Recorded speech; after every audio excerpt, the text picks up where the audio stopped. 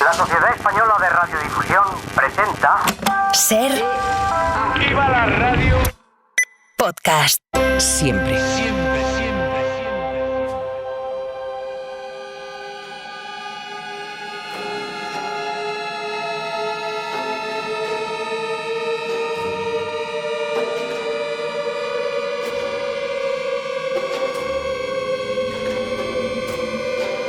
En la cadena SER.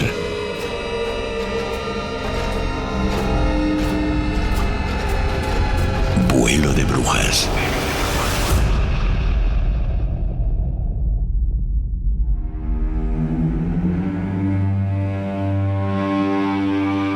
Historias para escuchar al anochecer.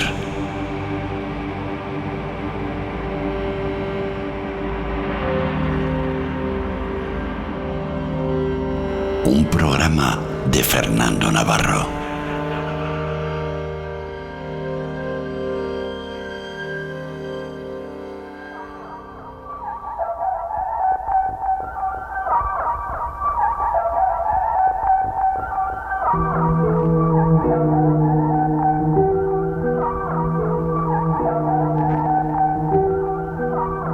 Esta noche, Marta, me gustaría trabajar sobre una adaptación de un cuento que yo leí en su momento en una colección muy antigua de relatos de terror del escritor M.R. James, que se llama Un episodio en la historia de una catedral, que además creo que te costó un poco encontrar el relato en papel, ¿no? Sí.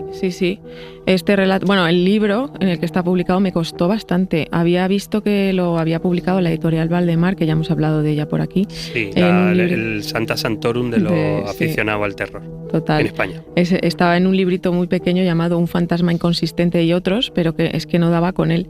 Así que en la pasada Feria del Libro de Madrid me pasé por su caseta, le pregunté a un señor muy amable. El mejor sitio, fuiste a la fuente. Total, sí. Entonces me iluminé. Y entonces miró, buscó, rebuscó y bueno, encontró un ejemplar de milagro. Me dijo que había tenido suerte, que todo lo de M.R. James había volado. Y yo es que creo que me llevé el último ejemplar de este. Y la verdad es que me quedé ya también un poco a bichear entre sus libros y bueno, Valdemar es una editorial independiente que se dedica a difundir literatura fantástica y de terror, pero también tienen cosas de aventuras, filosofía y grandes clásicos. El catálogo está muy bien, o sea, me impresionó bastante. Bueno, y además tienen una particularidad que es que casi no reeditan, entonces sacan libros de culto uno tras otro porque cuando si no los consiguen en su momento, no hay manera de conseguirlos. Tienen ahí, yo cuando paso por ahí por la feria, que también me acerco a saludar, ¿cuándo vaya a sacar esto? Y es como que miran para otro lado, porque yo creo que debe estar todos los aficionados a ciertos libros que no consiguen que vuelvan a aparecer. Así que este libro que me lleves de culto ya. Porque era el último. Sí, por eso sí. Pues sí, M.R. James, un autor bastante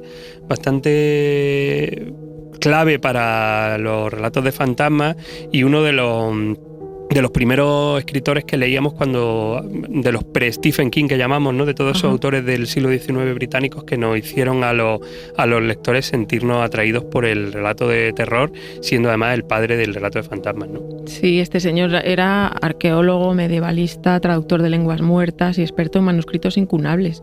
Fue rector además en las universidades de Eton y Cambridge al mismo tiempo, o sea, era una eminencia. Su fama académica luego se vio superada por lo que para él era su debilidad, que era leer historias de fantasmas ante sus colegas intelectuales. Es genial que de repente no digan, oye, vamos a juntarnos con M.R. James y nos va a leer de fantasmas. Sí, es curioso porque hemos escogido un relato de M.R. James que no es de fantasmas, pero sí, en el que sí que se ve su pasado de arqueólogo y medievalista, como tú has dicho, ¿no? Y su obsesión por las lenguas muertas, ¿no? Y además este relato va a ser también un homenaje a los radios y a los viejos programas de misterio, no tan viejos algunos, y además el programa en el que menos podemos hablar de cuestiones psicológicas, porque básicamente yo aquí quiero hacer una adaptación que sea terror por terror, con muy poca excusa, digamos, de tema, y además una cosa que para mí es importante o por lo menos de a mí las historias de terror que casi más me asustan siempre tienen algo que ver con el catolicismo. Y además, mira, le he pedido como nos gusta hablar con amigos, ¿no? Y siempre. tú llamaste a tu amiga María, psicóloga, y luego Edu Bravo y tal. Le he pedido a mi amigo Paco Plaza, con el que tuve la suerte de trabajar, escribimos juntos Verónica, en la que aparecía una monja siniestra y un colegio de monjas. ¿Qué relación hay y por qué hay tanto vínculo entre el catolicismo y el cine de terror? ¿Y por qué El Exorcista con ese cura, ¿no? O la monja de la monja? ¿O por qué de repente se encuentran tan cómodos los imaginarios católicos y los imaginarios del cine y la literatura de terror? Bueno, yo creo que todos los que hemos tenido una educación católica tenemos una predisposición a creer en lo sobrenatural. O sea, al fin y al cabo, desde pequeños nos han enseñado los milagros, ¿no?, de la concepción inmaculada de la Virgen, la resurrección, curaciones de leprosos. Todo tiene un componente mágico, ¿no?, en la tradición cristiana, que de alguna forma te está naturalizando lo que no es natural, ¿no? Los milagros, cosas que no tienen ninguna explicación lógica o científica, se asumen como dogmas de fe, y creo que eso de alguna forma te predispone. También otro elemento creo que muy clave es que el símbolo de la religión católica, que es la hegemónica, ¿no?, al menos en España, es un instrumento de tortura.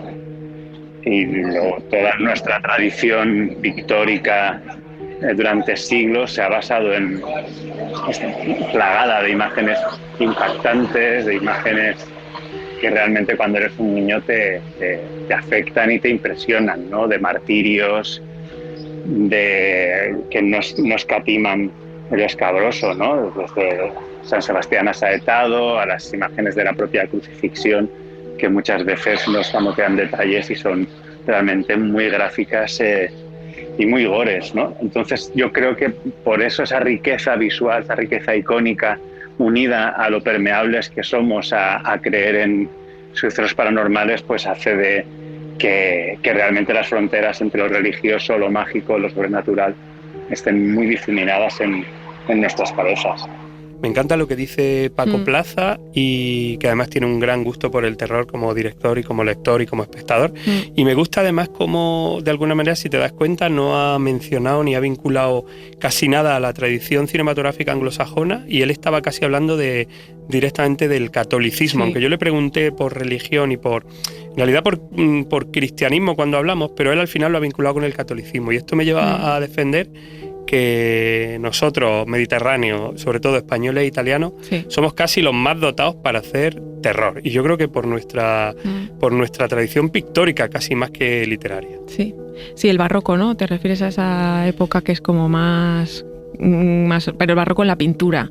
No tanto en la por un amor pero también por el amor del Mediterráneo, por el exceso, por las imágenes, por los propios colores, ¿no? Me da la sensación de que el rojo de la sangre de un cineasta o de un escritor español o italiano va a ser siempre más de otro rojo. No sé si me estoy explicando. Igual es distinto, difícil de pillar. No sé si, ¿sabes? Esa sensación de que Jesús Franco, Darío Argento, Mario Bava o Chicho Ibáñez Serrador son directores de cine, o los propios autores Pilar Pedraza, Cristina Fernández Cubas, con un gusto por lo macabro original, distinto, más excesivo probablemente, que tendrá que ver con... Y además tú eres muy fan de Italia y muy aficionada a la literatura italiana y a visitar Italia y al arte italiano. Sí, ya sabes que yo, viví una temporada en Italia, soy muy apasionada de lo italiano. Nos daría para un programa hablar sobre todo lo que me apasiona a mí Italia. Pero a ti te interesa casi más la tradición fantástica, Sí, ¿no? podríamos hablar un poquito de la tradición fantástica, que allí tardó en llegar, fue más en el siglo XX ya. Y hay unos cuantos autores que son, favoritos míos, que te recomiendo, que tú siempre me recomiendas a mí. Te podría recomendar a Dino Buzzati, también a Bontempelli, a Landolfi, o alguno así más actual como Heraldo Baldini. No sé, podría ser una idea tener un autor italiano para una segunda temporada. Para una segunda temporada, sí, podría ser, sí, sobre todo porque ya te digo, creo que en lo mediterráneo hay un acercamiento al género muy distinta a la que hay del paganismo y la manera de venir de la religión al paganismo de los países nórdicos o al protestantismo tanto de Inglaterra como de Estados Unidos. O sea que sí, me voy a tomar notas de todos estos autores que me dices. Qué bien. Para ver si de repente el año que viene hay algún vuelo de brujas más italianizante, para que estemos contentos. Sí, sería muy interesante.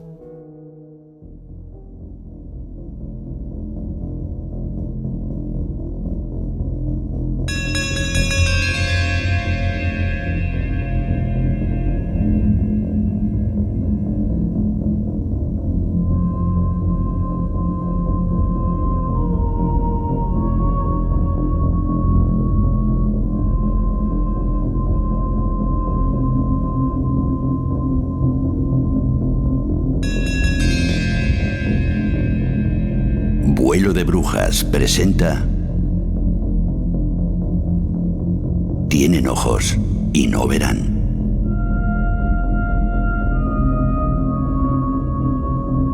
A partir de un episodio en la historia de una catedral de M.R. James.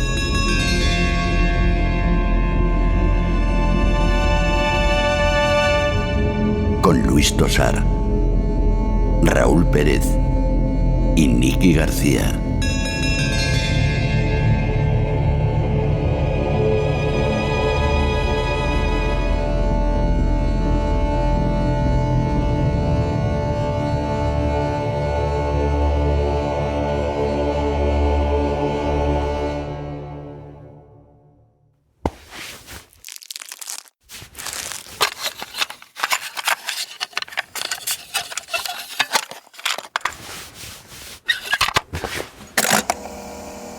La siguiente grabación se obtuvo de los archivos de la cadena SER tras meses de búsqueda.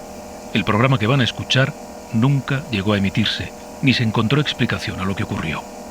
Borja Ibáñez, icónico periodista, investigador y fundador de nuestra revista, junto con el programa de la cadena SER La Hora de lo Oculto, desapareció en compañía de su pareja y también periodista, Ana Porcel, el 3 de junio de 2005.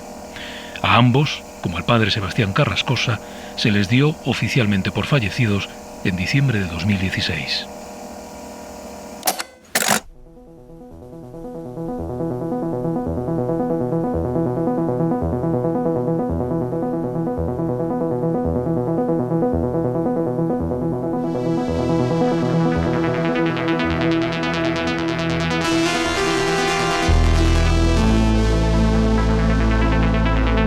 En la cadena SER,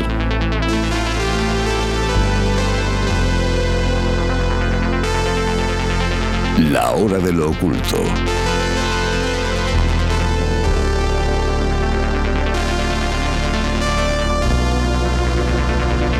Con Borja Ibáñez.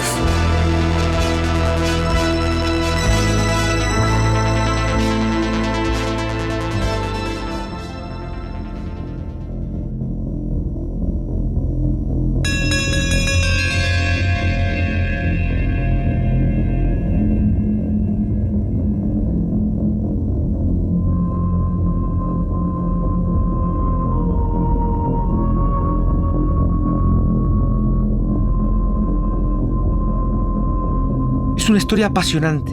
Parece salida del argumento de un viejo cuento de terror o de una de esas clásicas leyendas de Becker que leímos de niños, ¿verdad? Y tanto hizo por nuestra afición al misterio. Es una de esas veces en las que se nos encoge el alma, llena de preguntas, con muy pocas respuestas. Hay todo tipo de rumores, en los pueblos vecinos la gente habla, y hasta los políticos se han visto obligados a pronunciarse. Nos llegan mensajes, nos estáis preguntando muchas cosas, nos preguntan ustedes cuál es la historia detrás del descubrimiento de esa extraña tumba en la pequeña iglesia de ese pueblo de la provincia de Zaragoza llamado Hato.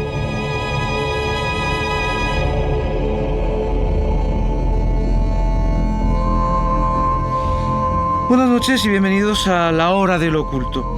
El programa de esta noche va a ser polémico, eso sin duda, lo podemos garantizar. Queremos contestar preguntas, queremos aportar algo de luz en esta tiniebla que ha sido el caso de la iglesia de Hato. Un pueblo que ya tenía tras de sí una historia oscura y que con esto se ha convertido en el epicentro de las leyendas más negras de España. Hacemos esto por vosotros. De eso que no os quepa ninguna duda, porque han sido muchos los que nos preguntabais por este asunto, que en las últimas semanas ha cobrado muchísima popularidad. ¿Por qué? Han contribuido a esto las declaraciones del alcalde de Fresnedillo, pueblo vecino a Hato, que han dado radicalmente y literalmente la vuelta al mundo. A ver, si lo que queremos es que el Vaticano o el Ministerio o la Diputación, alguien nos diga lo que está pasando, porque esto no es normal. Que este es nuestro pueblo, esto es nuestro. Y no queremos que haya estas cosas de demonios, ni satanismos, ni nada de eso por aquí.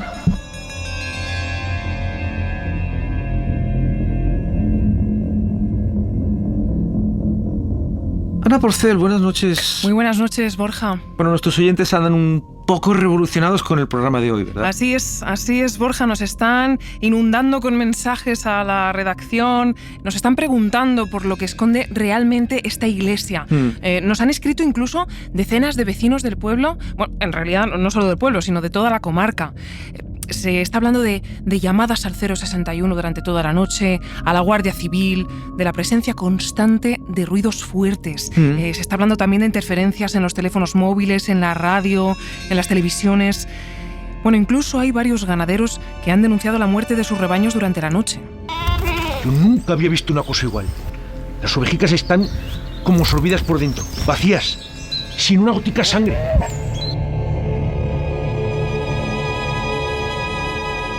La verdad es que, como hemos dicho, hay muchos rumores, mucha habladuría y muy pocas certezas. Bueno, yo diría que ninguna. En un pueblo que además, como decimos, ya está señalado por su cercanía con el famoso pueblo de Romeral, que es uno de los puntos negros, recordemos, de la Guerra Civil, y un pueblo con su propia leyenda oscura y su propio misterio. Efectivamente. Y es que se da la casualidad, Borja, de que apenas unos kilómetros separan ambos pueblos. Fueron los dos pueblos agrícolas muy prósperos en la República y ambos sufrieron la violencia de la Guerra Civil. La famosa batalla de Romeral acabó con unos 6.000 muertos por parte de ambos bandos en apenas 15 días. Estamos hablando de muchísimas víctimas, tanto soldados como civiles, que fueron enterrados durante la batalla que ocurrió en 1937 en una grandísima fosa común, además de que los cadáveres se amontonaban también en las calles y en las casas durante los combates. El pueblo realmente quedó en ruinas y totalmente abandonado. Romeral. Con el tiempo se ha convertido en todo un símbolo, no solo de la crueldad de la Guerra Civil, sino también del misterio. Un lugar de peregrinación por sus conocidas psicofonías. Aviones, bombardeos, que han quedado como congelados, como un mosquito atrapado en el ámbar. Quizá como recuerdo de lo que no debe repetirse. En este programa las conocemos muy bien, las hemos estudiado, las hemos analizado en profundidad. ¿Hay relación entre los misteriosos ecos de un pasado violento y salvaje y estos nuevos eventos, Ana? Vamos a recordar, si te parece, Borja, vamos a recordar esas psicofonías.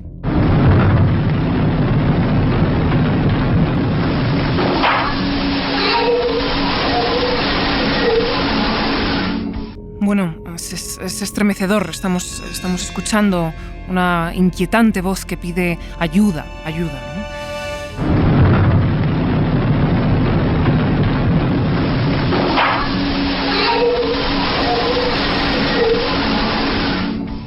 No es la única de estas grabaciones que se han registrado. De hecho, en Internet y entre los investigadores se dan por decenas y nosotros hemos recibido un buen número de ellas.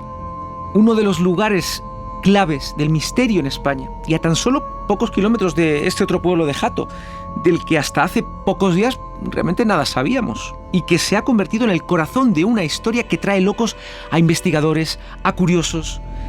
Quizá la clave se encuentre en la violencia que asoló la comarca, quizá no, nadie lo sabe. ¿Hay lugares asociados a la muerte? Auschwitz, Chernóbil, Hiroshima, Berlín. Contestaremos a todas las preguntas para vosotros. Ana Porcel nos recuerda las direcciones del programa. Sí, recordamos a nuestros oyentes que pueden escribirnos un correo electrónico a nuestra dirección, lahoradelmisterio@cadenaser.com, y también llamarnos y dejarnos un mensaje en el 900-100-800. El 900-100-800. En la cadena SER, La Hora de lo Oculto, con Borja Ibáñez.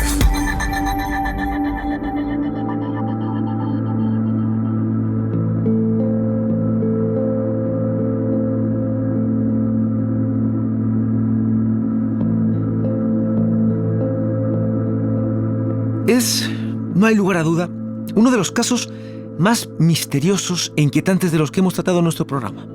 Y se dice pronto, ¿eh? Llevamos más de 500 programas y este ha sido un reto de preparar y de abordar. Porque, ¿cuánto hay de cierto en lo que está ocurriendo en la iglesia de Jato? Esta noche contamos con un invitado de auténtico lujo, un hombre que conoce de primera mano lo que está ocurriendo, ya que ha sido el director de la conflictiva excavación de esta pequeña iglesia y que nos va a contar la genealogía de este enigma, las claves.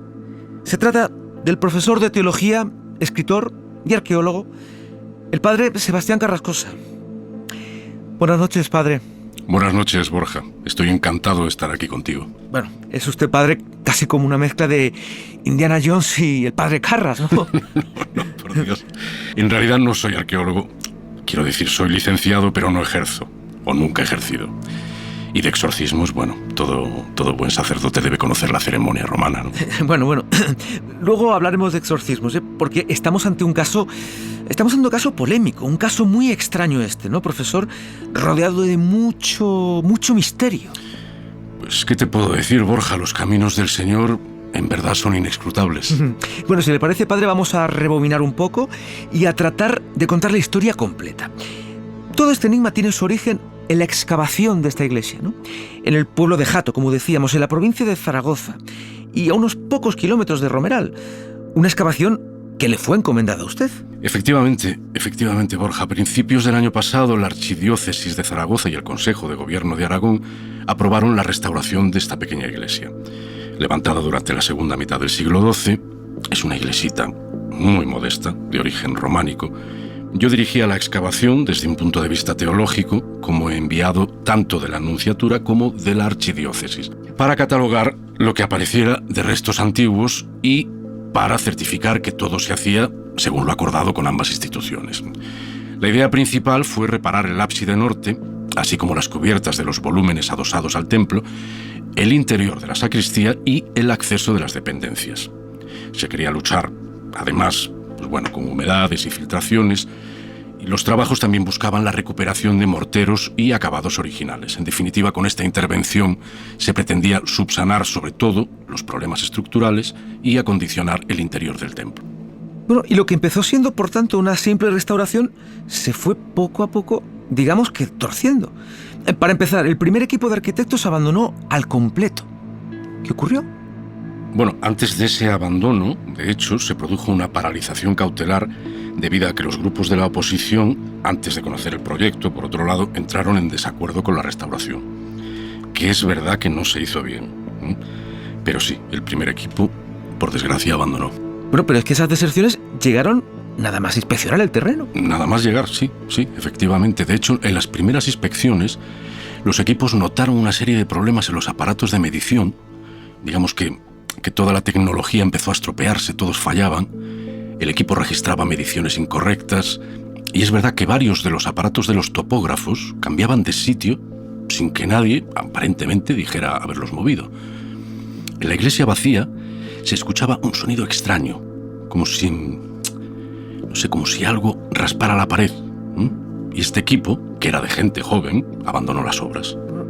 También desaparecieron los archivos de la iglesia en un pequeño incendio en la sacristía, tengo entendido, ¿no? Sí, efectivamente, Borja, se produjo un incendio en la sacristía, creemos que por un soldador que quedó encendido, y todas las actas de nacimiento y de función, las bodas, quedaron todas calcinadas y perdidas sin remedio. Bueno, es que además por el camino, y esta es la parte más trágica de la historia, la más dolorosa, creo yo, la más incómoda, hubo varios fallecimientos.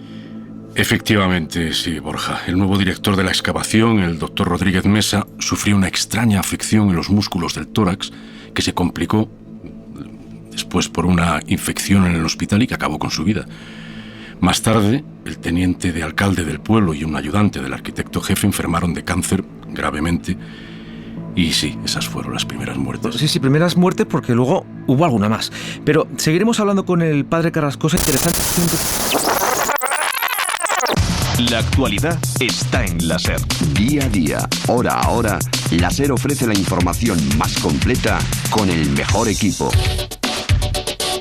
Desde las 6 de la mañana, Hoy por Hoy, con Iñaki Gabilondo. A las 2 de la tarde, hora 14, con Javier González Ferrari. A las 8, hora 20, con Javier del Pino. A las 10 de la noche, hora 25, con Carlos Llamas. Y boletines informativos cada hora. Servicios informativos, Cadena SER. Siempre noticia.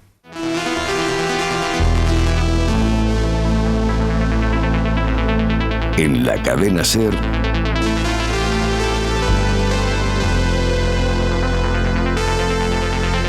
la hora de lo oculto. Seguimos en la hora de lo oculto, dedicando esta primera media hora al más que misterioso caso de la iglesia de Hato. Y, Ana Porcel, los oyentes están como nerviosos, ¿no es así?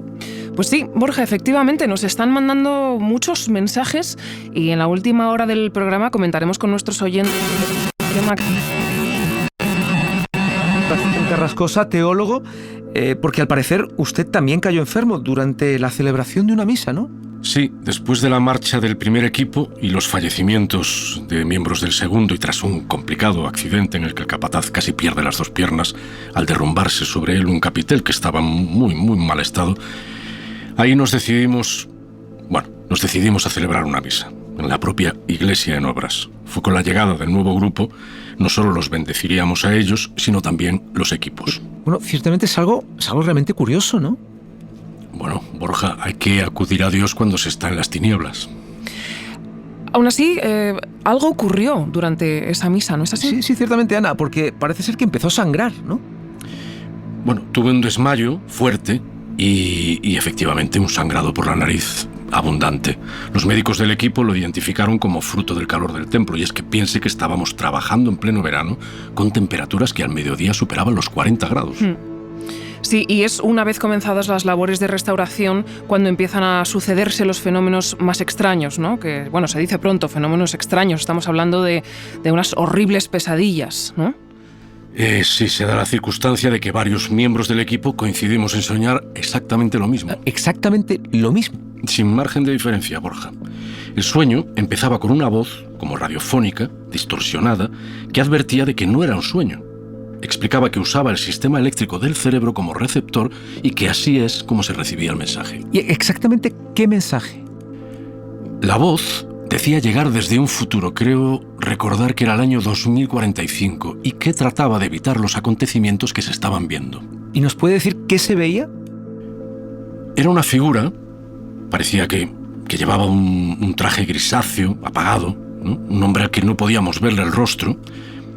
La sensación era de que tenía algo triste, algo melancólico. Todos coincidíamos en que tenía la frente despejada y que abría los brazos hasta lo que parecía formar 2 enormes alas.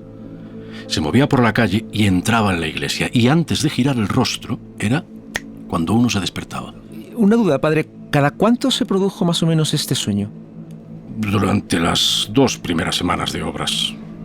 De hecho, uno de nuestros médicos comentó que podría tratarse del anuncio de una enfermedad.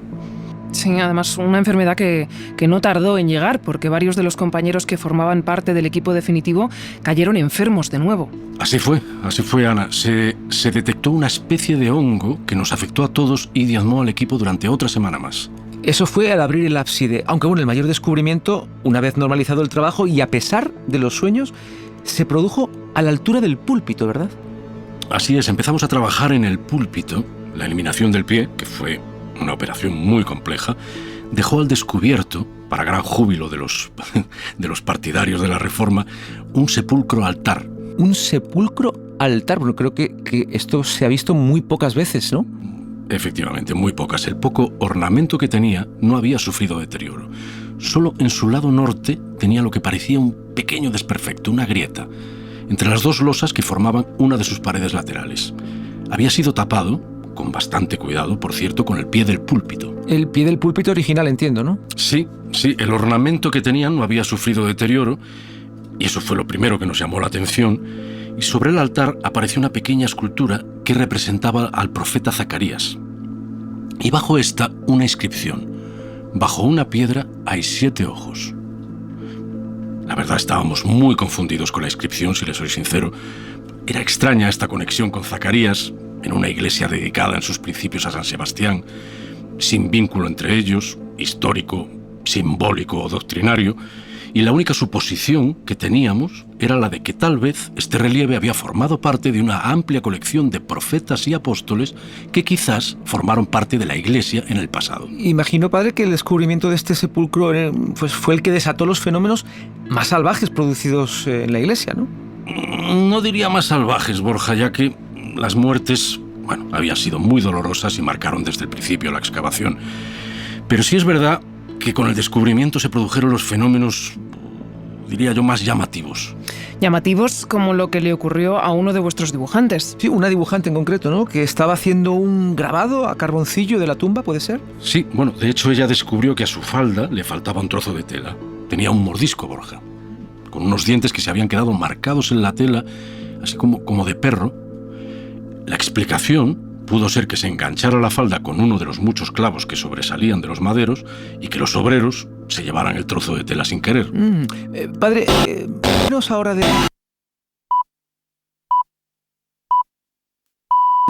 había en las palabras de Zacarías. Luis de Valladolid nos comenta que estos fenómenos tienen que ver con... Estamos tratando estos temas en la hora del oculto. Queremos... que sucedió en la iglesia del condado de Essex. Se descubrió... Y entonces notamos al otro lado de la losa que tapaba el sepulcro cierto movimiento. Teníamos que abrir cuando empezamos a sentir una respiración al otro lado. ¿Una respiración? Sí, antes de abrir el sepulcro solo quedaba una pequeña grieta en la piedra desde la que se podía intuir algo dentro. Algo que se movía.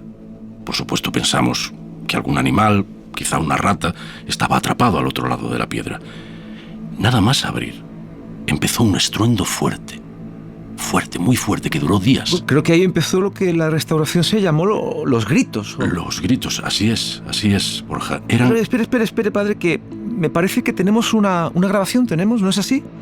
Sí, mientras duraron las obras para abrir la losa, que fueron complejas, decidimos poner las grabadoras en marcha, siempre al irnos, y esto es lo que se podía escuchar al regresar cada mañana durante una semana entera. Vamos allá, en exclusiva para nuestros oyentes.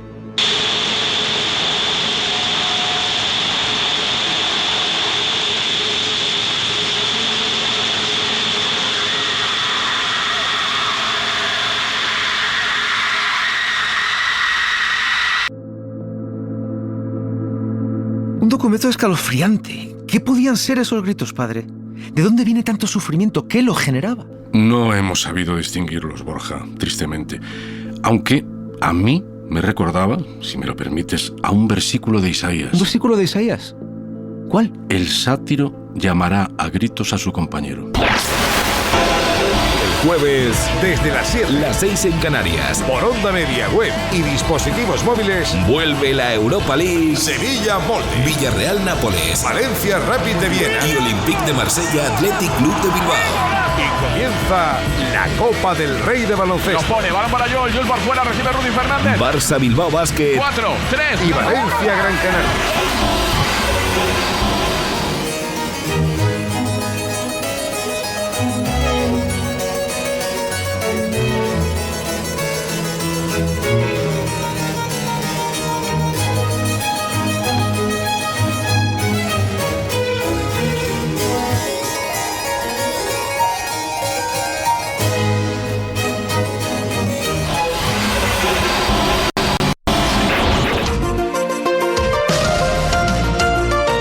Cadena SER, servicios informativos. Son las 11, las 10 en Canarias. En la cadena SER, hora 25. ¿Qué tal? Muy buenas noches, señoras y señores. El pospartido que se escribe en SER con hora 25. ¿A qué se refiere con el sátiro? Sabemos lo que encontramos allí. Sabemos quién era ese hombre, aunque no tengamos su nombre. Y por eso he traído esta urna. Una urna que contiene un secreto. ¿Harto de buscar y comparar precios para comprar un coche? Desde New Auto te damos la solución. Tenemos las mejores ofertas en coches de segunda mano para todas las marcas. Kilómetro cero y te financiamos. Podrás llevarte el coche al momento. Entonces vamos a ver, al abrir el sepulcro descubrieron la presencia de un pozo. La cadena SER y los 40 principales te invitan a la fiesta musical del año. Desde el Palacio de los Deportes, Nostalgia 80. Nostalgia 80. Con la actuación de tus grupos favoritos. Modestia aparte. ¿Y qué más da? Si son cosas de la edad. ¿Y qué más da? La Guardia. Cuando brille el sol te recordaré.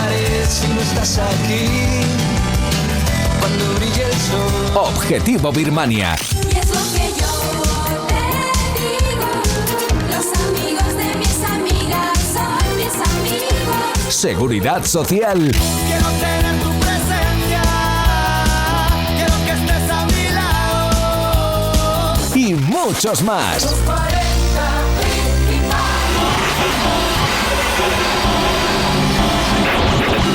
Efectivamente, tenía una entrada lateral cubierta por una arcada, una polea para la cuerda que estaba en muy malas condiciones, sucia, rasgada. Nos quedaba por averiguar la profundidad y cómo internarnos en el pozo. Tenía bastante profundidad. Con el trabajo descubrimos que había unos enormes bloques de piedra hincados en la mampostería que formaban una escalera regular que descendía por el interior del aljibe. Bueno, sin duda la bajada entonces tendría que ser muy complicada. Muchísimo, Borja. Tuvimos que apuntalar mucho las paredes, ya que al estar construidas sobre un terreno tan irregular, corríamos el peligro de que se nos derrumbara. Y bajar por esas escaleras apoyados por una cuerda con la que reforzamos la polea. Y una cosa, padre, ¿qué pasó con los gritos en aquel momento? ¿Dejaron de oírse? Desaparecieron, Borja. En el momento en que encontramos la bajada, dejaron de oírse. Empezamos el descenso y llegamos a una especie de cámara, pequeña, muy incómoda, y nos encontramos con el final del camino. Una pequeña bolsa de piedra sobre la que habían grabado una cruz. Habían grabado una cruz. Pero entonces seguramente sería una cruz muy inusual. Sí, claramente era muy extraña.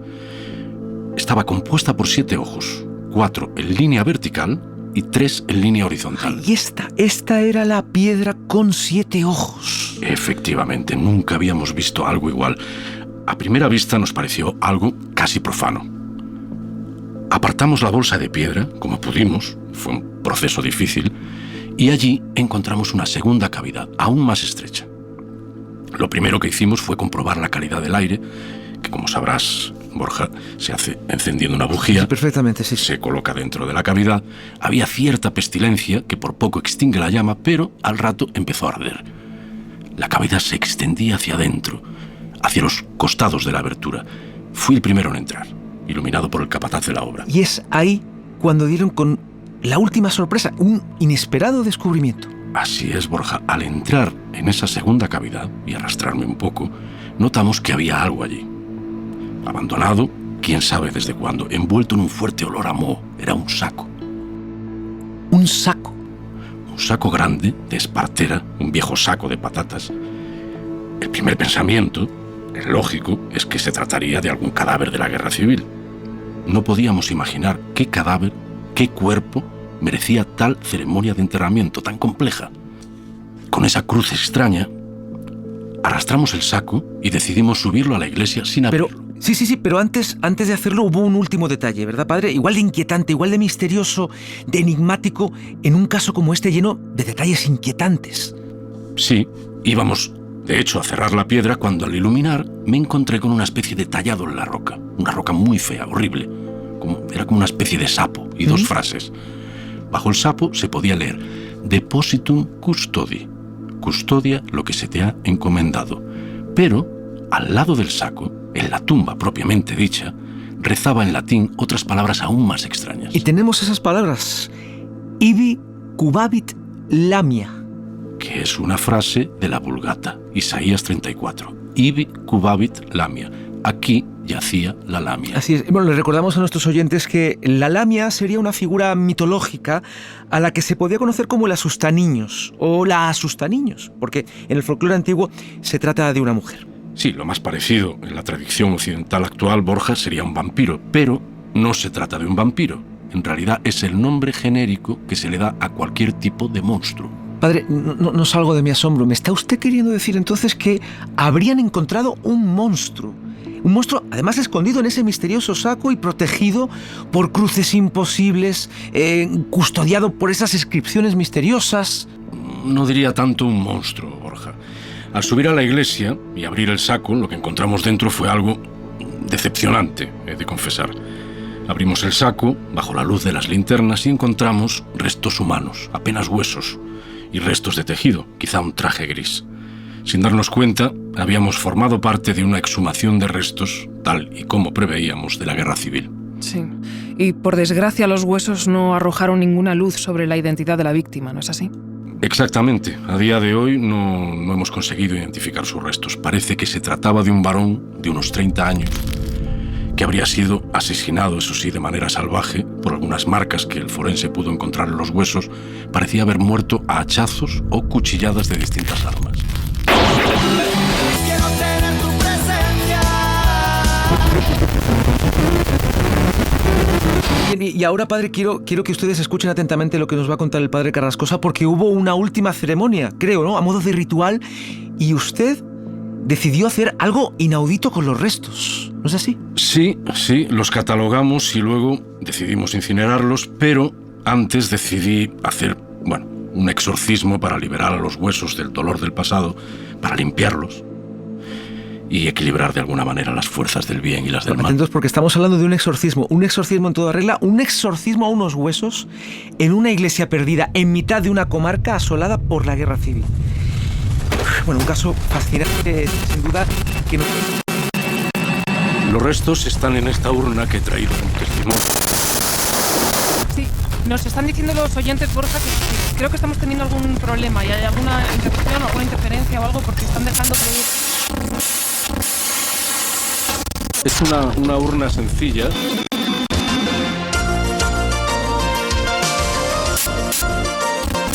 Para catalogar. Disculpe, padre, es que hemos tenido un problema técnico, no nos había pasado en todos estos años. Parece ser que ha habido un temblor, hemos sentido aquí en el estudio G3 de la cadena SER. Es inquietante.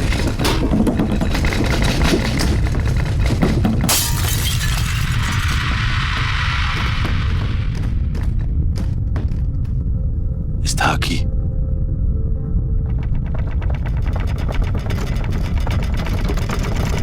Está vivo.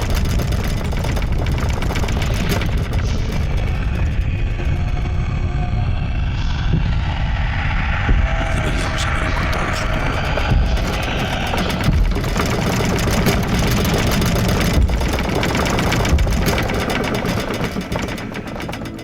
Está abriendo los brazos.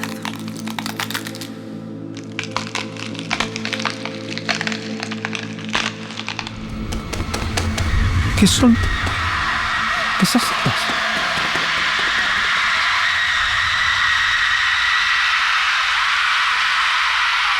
Quiero tener tu presencia. Quiero que estés a mi lado. No quiero hablar de la lucha si no estamos preparados. No quiero hablar de la lucha si no estamos preparados.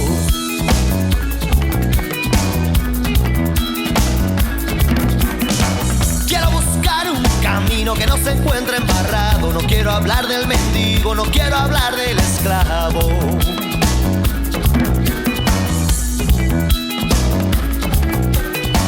No quiero hablar pero hablo y empiezo a estar ya cansado de muy buenas intenciones sin entregar nada a cambio. Quiero tener tu presencia. Quiero que estés a mi lado. No quiero hablar de la lucha si no estamos preparados. No quiero hablar de la lucha si no estamos preparados. Diseño de sonido, Felipe Sánchez. Producido por Marta Miranda. Escrito y dirigido por Fernando Navarro. Quiero tener tu presencia. Quiero que estés a mi lado. No quiero hablar de la lucha si no estamos preparados. No quiero hablar de la lucha si no estamos preparados.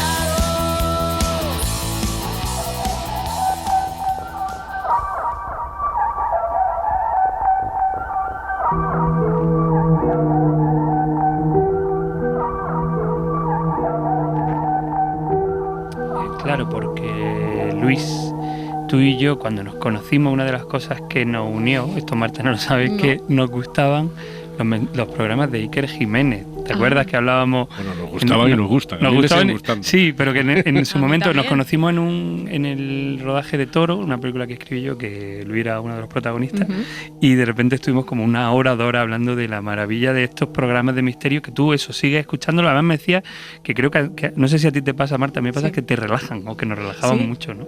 Sí, igual los cortes de publicidad menos, pero yo ya los tengo que ver un poco en diferido. Pero es cierto que los programas de misterio, joder, sí, son muy... Sí, crean unas atmósferas, te envuelven. Son relajantes, bueno, hasta cierto punto, porque yo recuerdo una vez que tuve un despertar así medio...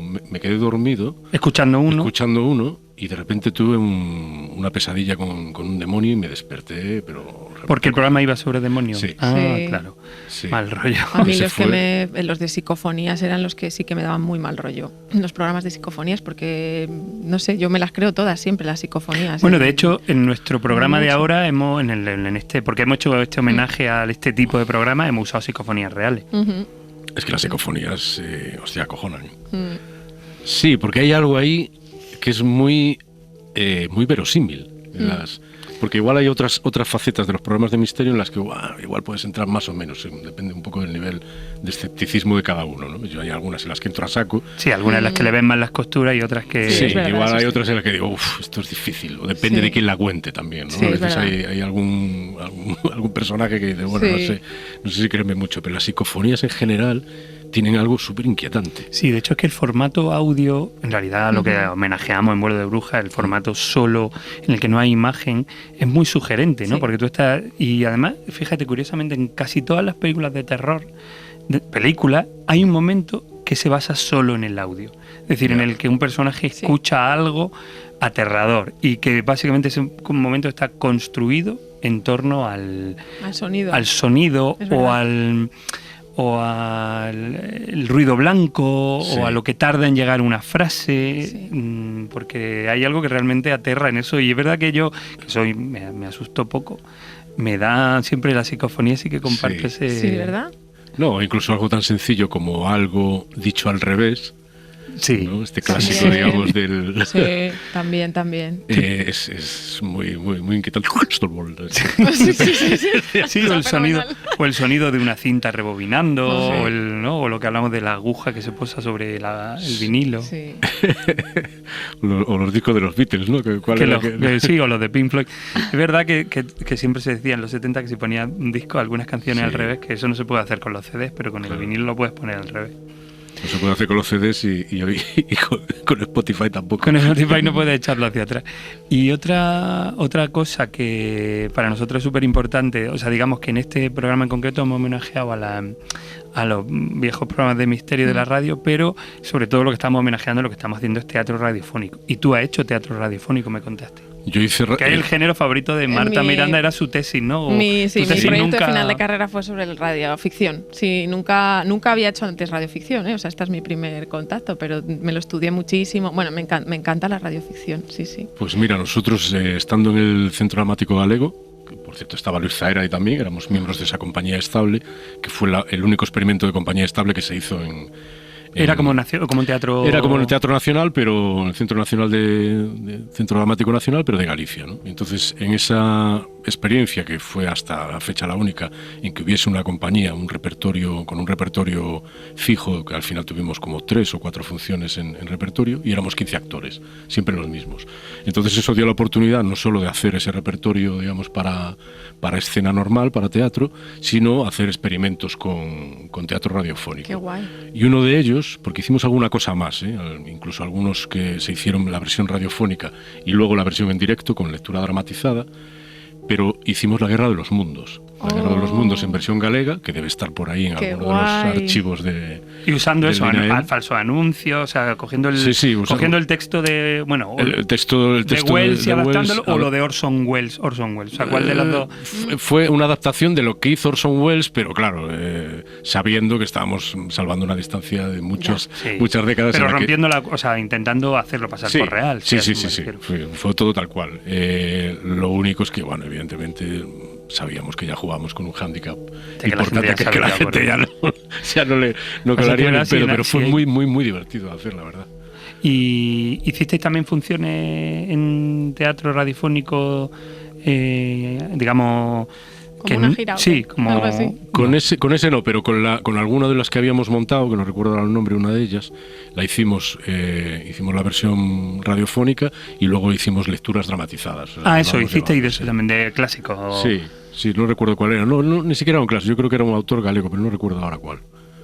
Y bueno, se hacía Qué chulo también para un actor es trabajar solo con la voz. Claro, eso es lo que nos dicen los compañeros que están pasando por aquí, ¿no? Que el uso de, o sea, y de alguna manera lo que hemos hablado Marta y yo todo el rato, la reivindicación de la voz como una herramienta de trabajo de un actor y como una herramienta de comunicación, de literatura, ¿no? Sí, bueno, ahora hay un revival total de esto, con el mundo podcast. Esto ha vuelto a poner, digamos, por así decirlo, la radio, porque no deja de ser radio, ¿no?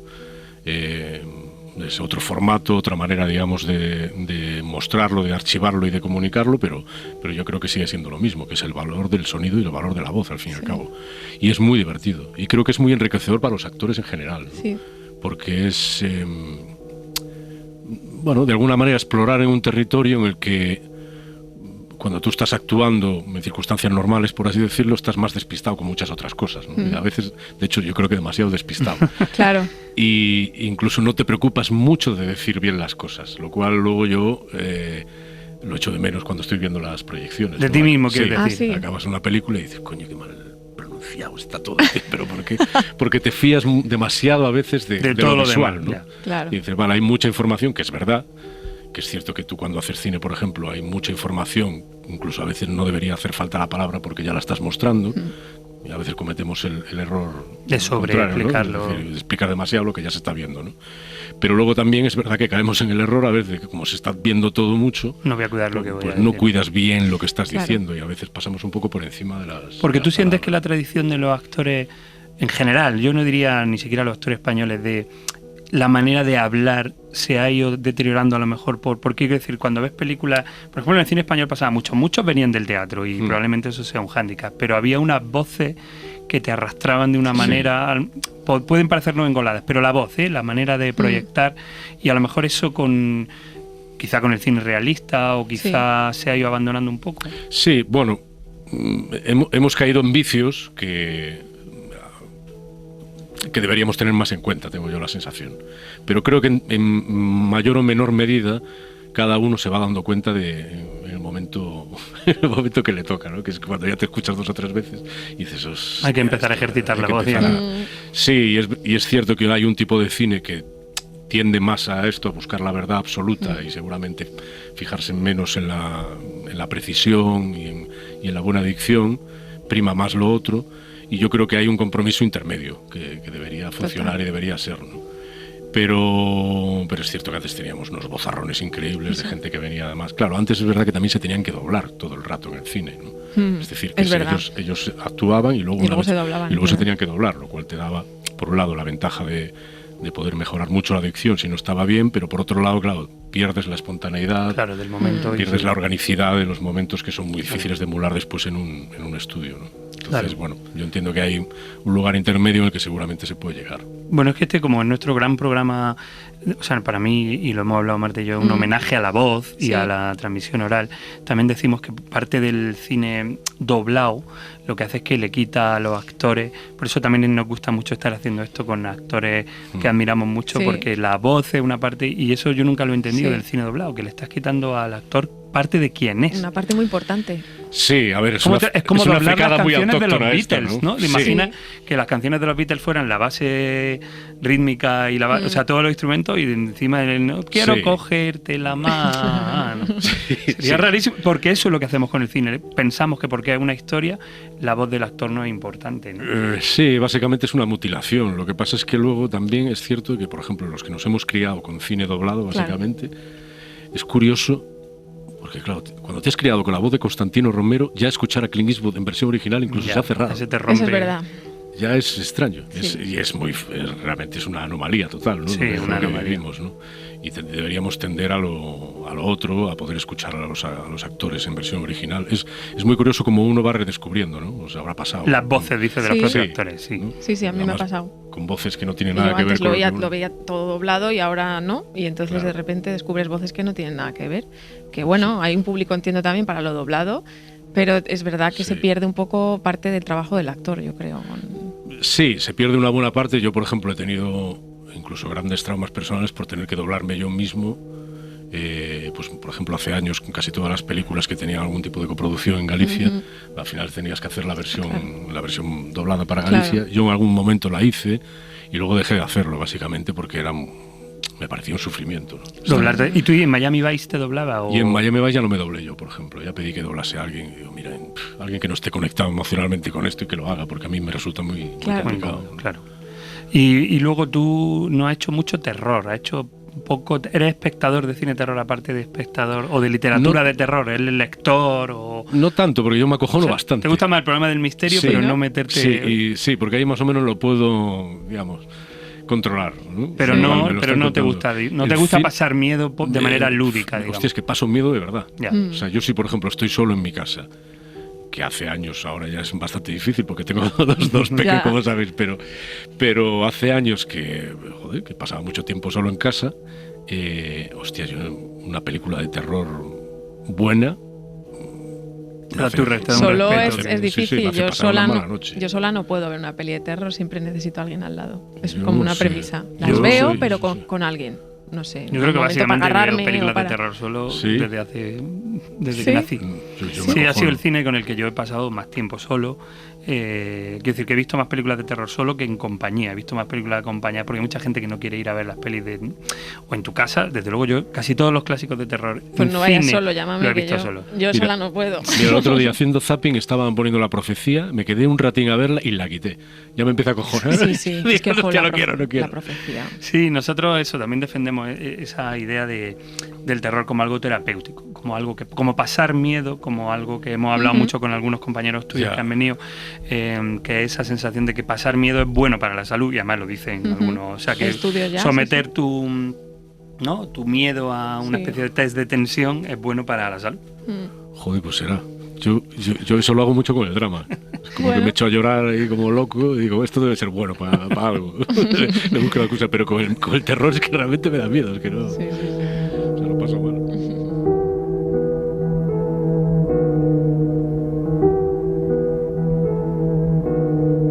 Han escuchado Vuelo de Brujas en la cadena SER. La próxima semana, más relatos para escuchar al anochecer.